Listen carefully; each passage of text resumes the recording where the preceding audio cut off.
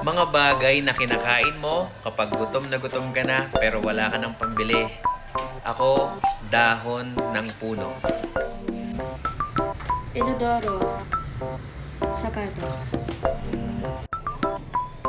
Kanal. Puso negro. Basurahan. Tsaka daspan. Ilong. Puwet.